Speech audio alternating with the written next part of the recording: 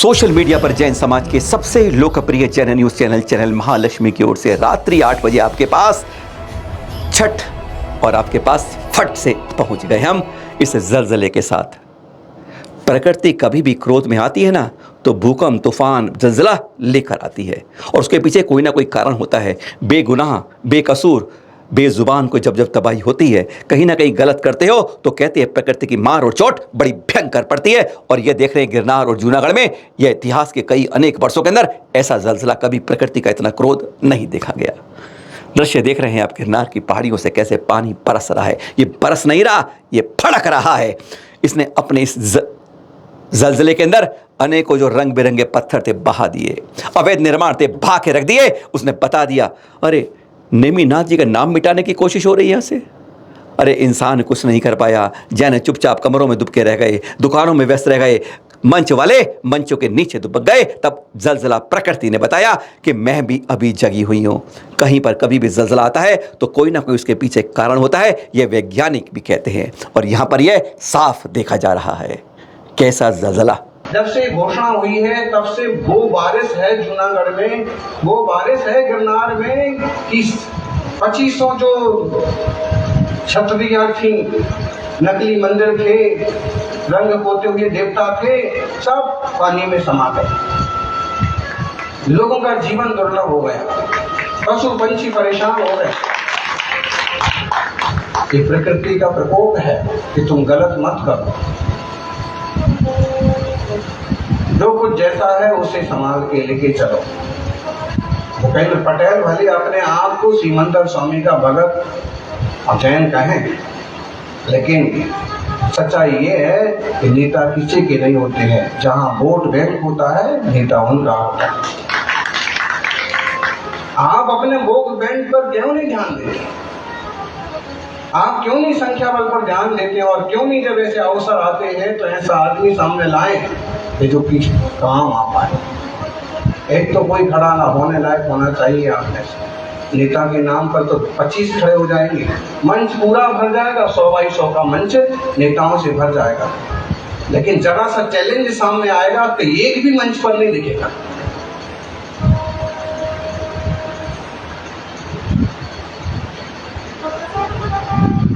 नेतृत्व करता है वो जो चैलेंज स्वीकार करने की सामर्थ्य रखता है। शत्रुमुर्ख की तरह चेहरा छुपा लेने से संकट टल नहीं जाता है।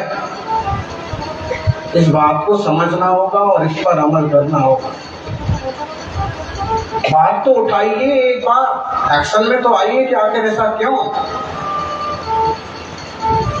आप चाहे 114 करोड़ करो, चाहे 140 करोड़ दो, लेकिन उसमें ये स्पष्ट होना चाहिए कि तीर्थंकर नेमिनाथ की गांव के लिए क्या उसमें प्रावधान है। जिनालयों के लिए, जिन मंदिरों के लिए। ये बात अच्छी है कि वो कहीं ना कहीं एक नाम गिना देते हैं कि संमेश शिखर जी।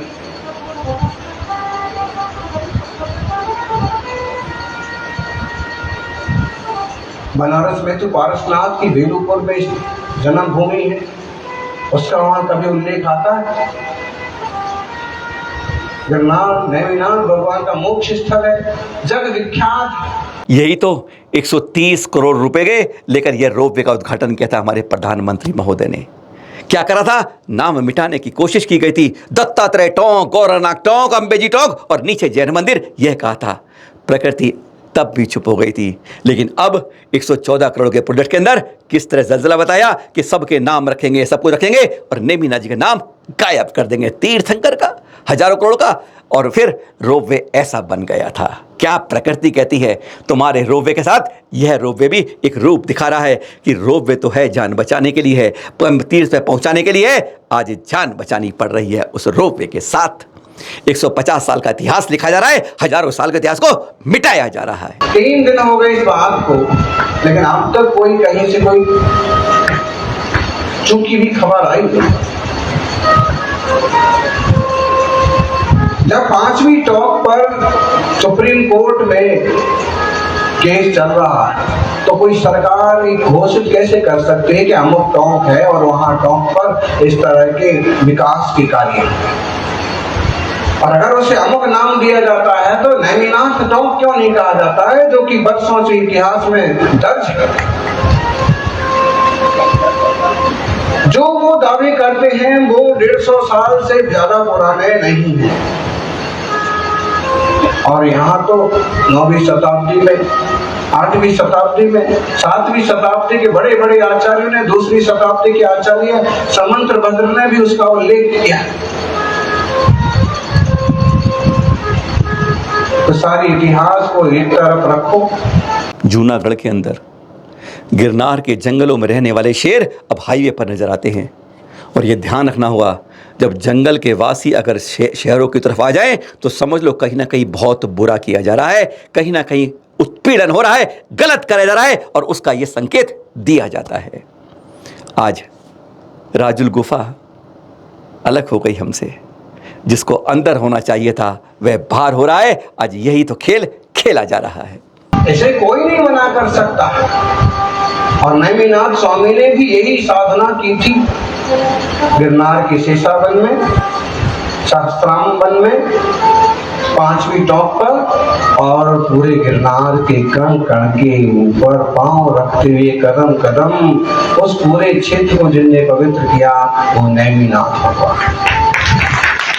इसी तरह की साधना की। एक गुफा में राजुल बैठी रह गई, वहां आगे भी नहीं पहुंच पाई। आज भी वो राजुल की गुफा है, लेकिन श्रावकों के हाथ में नहीं, बाबाओं के कब्जे में। किसी चीज के लिए डटना पड़ता है। ये बात आपने सुनी होगी, लिखा झूठा, कब्जा सच्चा। और आज ये बात 99 नहीं, 100% सही मानी जाती है, सही होती है। आज मार्केट में देख लीजिए, जिसकी दुकान है वो गिड़गिड़ाता रह जाएगा, और जिसने अपनी पावर से उस पर कब्जा कर लिया हो, मालिक कह जाएगा, फिर लड़ते रहो, केस उलझते रहो। बहुत जगह आपके दिगंबर जैन मंदिर, अपने दिगंबर जैन मंदिर, प्रकृति की मार का यह मंजर इन बेकसूर बेजुबान जानवरों पर भी हरा है, मवेशियों पर है। चैनल महालक्ष्मी इन सब के प्रति अपनी हार्दिक संवेदनाएं व्यक्त करता है।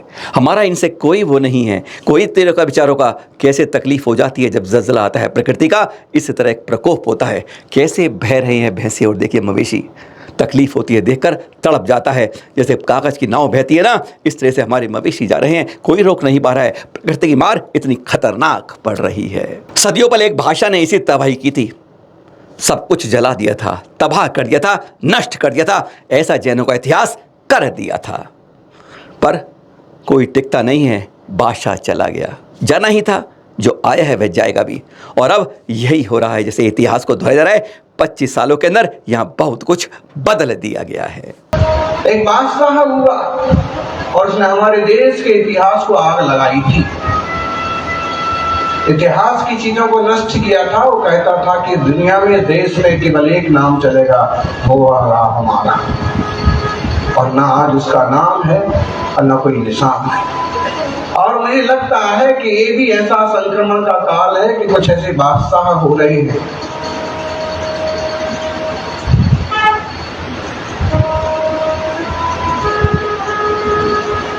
कम से कम इतिहास, संस्कृति और प्रकृति को, पुरातत्व की रक्षा तो होना ही चाहिए।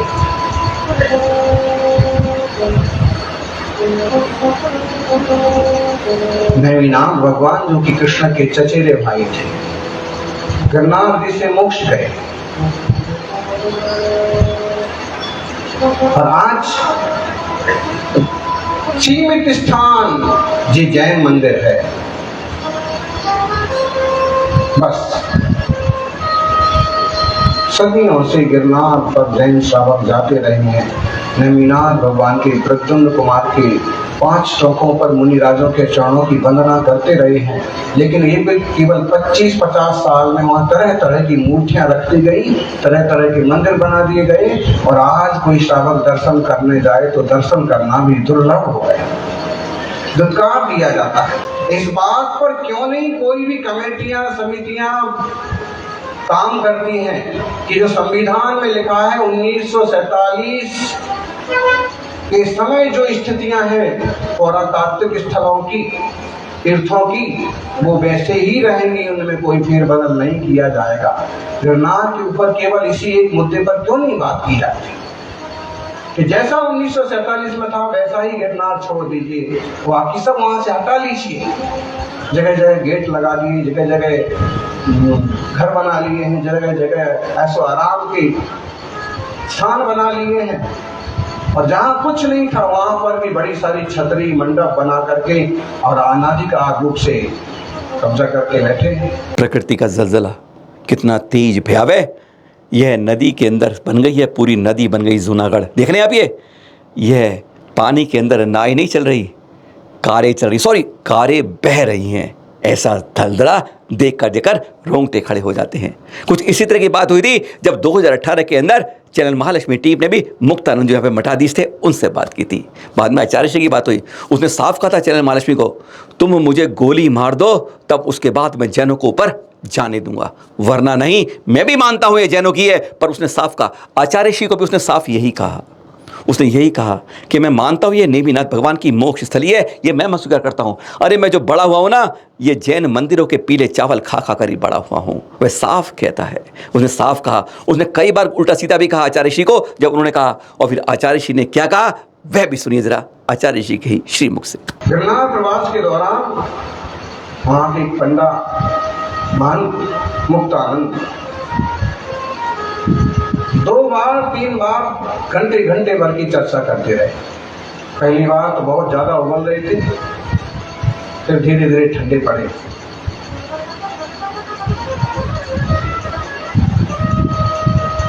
और जो सच्ची बातें थी वो बताई कि मैं जानता हूं कि नेमिनाथ भगवान की मोक्ष स्थली है, आपकी सारी बातें सही हैं, लेकिन हम इसको छोड़ेंगे नहीं।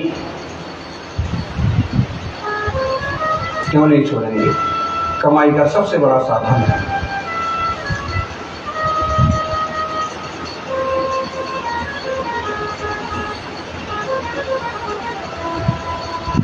खूब अकड़ते अकड़ते ठंडे पड़े और बाद में सिर्फ अपनी गलतियां भी ढेर सारी बताई। जैन मंदिर के पीले चावल खाके ही मैं बड़ा हुआ। कहीं ना कहीं जिन लोगों को आप देते हैं ज्यादा आसरा, उनमें आस्तीन के सांप भी निकल पड़ते।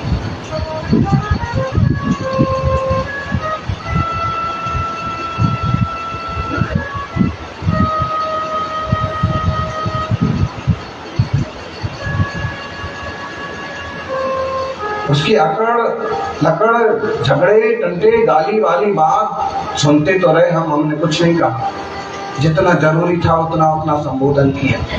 एक संत नामधारी को ऐसा शोभा नहीं देता। उसके निकलते निकलते उनके साथ एक पार्सल आया था। मैंने कहा 1.5 साल से ज्यादा ये आदमी चलेगा नहीं।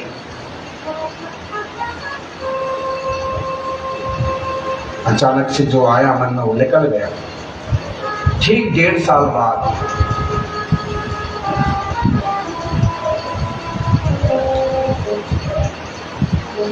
अपने पांव की सड़ने से गए। तीर्थों पर संत साधुओं पर जो उपद्रव करेंगे, अंधकार चेष्टा करेंगे, कहीं ना फल निकलेगा। आज कितने पावर में हो आप, लेकिन जिन धर्म जिन संस्कृति पर जो अत्याचार करेंगे कहीं ना कहीं उनको भुगतना पड़ेगा। लेकिन हम केवल प्रकृति और नियति को देखते हुए ना बैठे रहें। अगर कुछ आपसे किया जा सकता है तो करना भी चाहिए। प्रकृति का यह मंजर बताता है, जैनो जाग जाओ, किसी भ्रम में मत रहो, एक बन जाओ। आज तुम नेत्रहीन हो, मंचमाला माइक वाले ऐसे मौके पर गायब हो जाते हैं, कमेटियां सो जाती हैं, कोई कुछ नहीं करता। प्रकृति बरस बरस कर यही कह रही है, अगर एक अब भी नहीं होगे, इस भ्रम में मत रहो कि कोई तुम्हें आएगा बचाएगा। अरे बड़ी मछली हमेशा छोटी मछली को खाने को तत्पर रहती है। किसी अनदेखी मत करना, आंखें खुली रखना। एक बार सुनते हैं आगे आचार्य श्री से। आप जाएंगे कहाँ, आप करेंगे क्या? मुट्ठी भर लोग इकट्ठे ना हो पाएंगे, नियोजनबद्ध तरीके से ना चलेंगे, अपने तीर्थ और जिनालय की रक्षा ना करेंगे तो क्या होगा? आज तो हम तस्तरी में सजा करके तैयार बैठे हैं, लो भाई आओ, अध्यक्ष बनो, प्रधान बनो।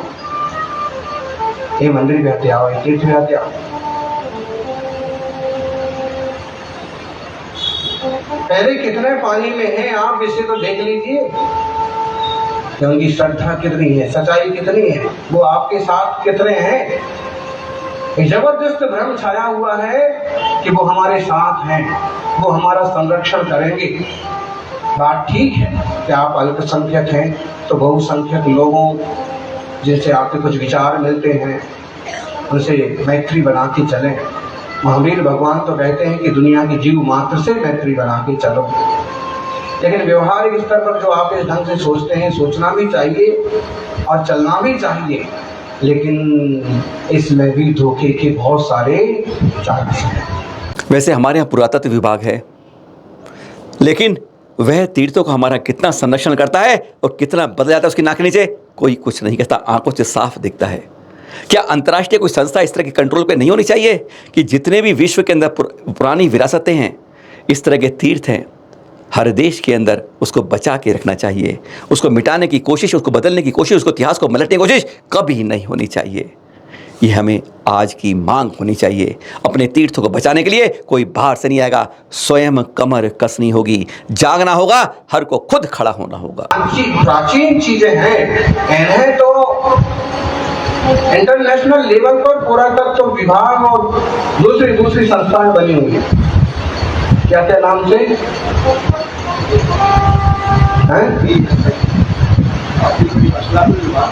हाँ, पुरातत्व विभाग तो अपने देश में ही है। बाकी जो दुनिया के 7 अजूबे जिस संस्था के अंतर्गत है, जो प्राचीन देखा जाए तो उसके अंतर्गत आना चाहिए सारे तीर्थ, ताकि इस पर कोई भी जरा सा भी खोद खाद ना कर पाए, तोड़ फोड़ ना कर पाए। विरासतों की रक्षा जरूरी है। आज कोई तीर्थ संरक्षण कमेटी, तीर्थ क्षेत्र कमेटी, इसका कोई अधिवेशन तो नहीं हो रहा है, लेकिन फिर भी मुंह से ये सारी बातें निकलती आ रही हैं। ये संस्थाएं और संस्था वाले जब चेतें तब चेतें, सावक अपने ढंग से चेत जाइए और जितना बने खुद काम करना चालू कर दीजिए। हम उस चीज का इंतजार करते बैठेंगे कि कोई संस्था, कोई पदाधिकारी निर्णय करेंगे, फिर वो महाराज जी से कहेंगे महाराज अब आप बोलो, फिर महाराज बोलेंगे, और घर में आग लगी होगी और फिर दुआ खोलते बैठोगे तो कुछ हाथ लगने वाला नहीं। श्रावकों, सावधान हो। अपने आत्मा की रक्षा सुरक्षा जितनी ज्यादा जरूरी है, उस आत्मा का मार्गदर्शन करने वाले तीर्थंकर और मुनि राजों की रक्षा भी उतनी ही ज्यादा जरूरी है। आचार्य श्री ने अपने इसके बारे में, जैन समाज के बारे में, जैन की स्थिति पर वर्तमान के बारे में एक बहुत अच्छी कहानी सुनाई, मेंढकों की कहानी।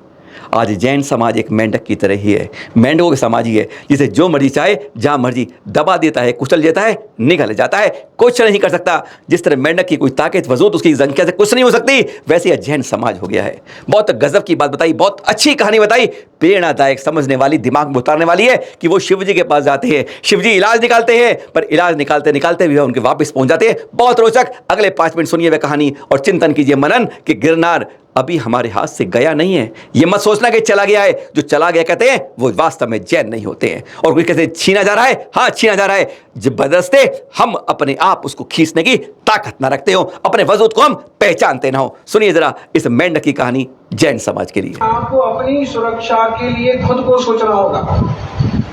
ढेर सारे मेंढक थे तालाब किनारे, नदी किनारे, और वो परेशान हो जाया करते थे। कभी कोई पंछी उठा ले जाता, कभी कोई सांप आता और एक आध मेंढक को वो निकल जाता, कभी मेंढक इधर से उधर जा रहे होते, कोई रथ कोई गाड़ी कुचलती हुई निकल जाती, कभी गांव वाले अपने ढोर लाते चराने और ढोर उनको गाय भैंस कुचलते हुए निकल जाते। मेंढक बहुत परेशान हो गए। अपना ही छोटा सा तो राज्य है, अपना छोटी सी तो आबादी है, और ये भी इस तरह से कुचलती जा रही है, मारी जा रही है, परेशान हुई जा रही है। इतना थोड़ा सा तो एरिया अपने हाथ में है, इसी में कभी भी कोई भी घुस आता है, कोई भी कब्जा कर लेता है। और मेंढकों ने मीटिंग की। सारे मेंढक प्रतिनिधि इकट्ठे हो गए, रटर चालू हो गई मीटिंग।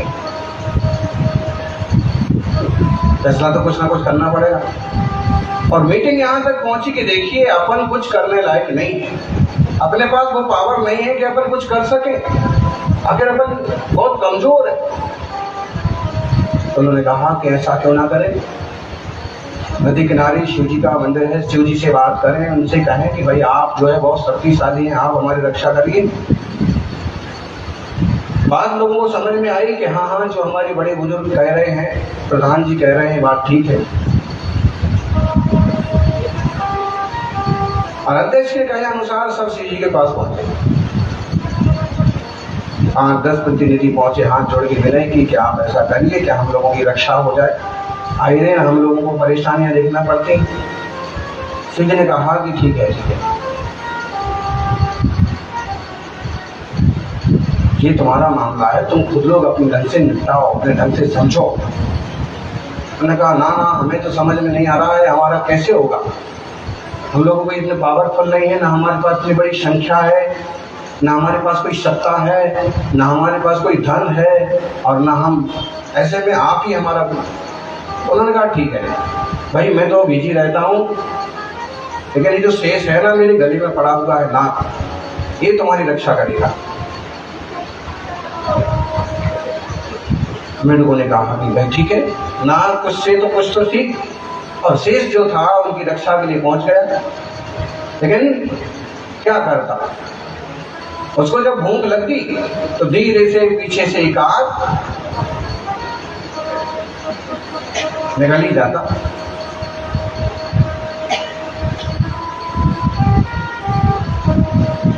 तो जब नजर में आया, पुरखों ने देखा कि यार जब से ये आया है तब से थोड़ी सी रक्षा तो कुछ हुई है कि दूसरे लोग नहीं मार पा रहे हैं, इसके डर के मारे और दूसरे पंछी यहाँ नहीं आ रहे, लेकिन संख्या तो फिर भी कम हो रही है। और जब देखा तो मालूम पड़ा कि यही, उन्होंने वापस जाके निवेदन किया कि महाराज जिसको आप वापस बुला लो, ये रक्षक ही भक्षक बना जा रहा है।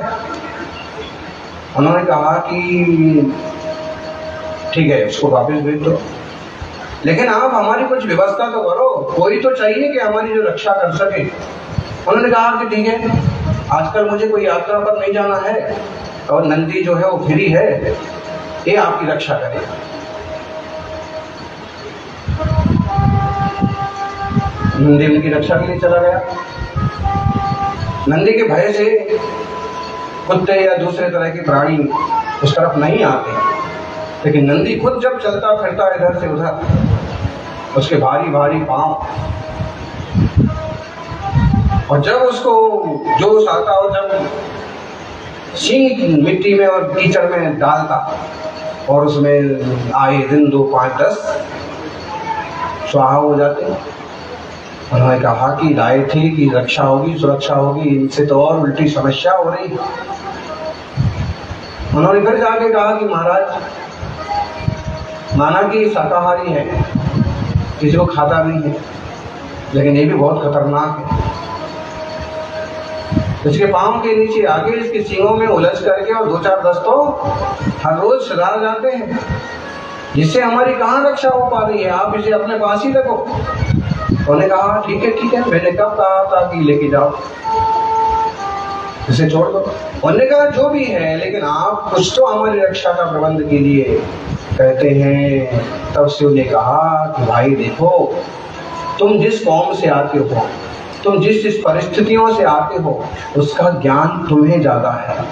तुम्हारी रक्षा कैसे हो सकती है, इस पर तुम्हें खुद को मंथन करके अपनी रक्षा का प्रबंध करना चाहिए। और एक कहानी जैसा माहौल बना हुआ है जैन समाज के साथ आजकल।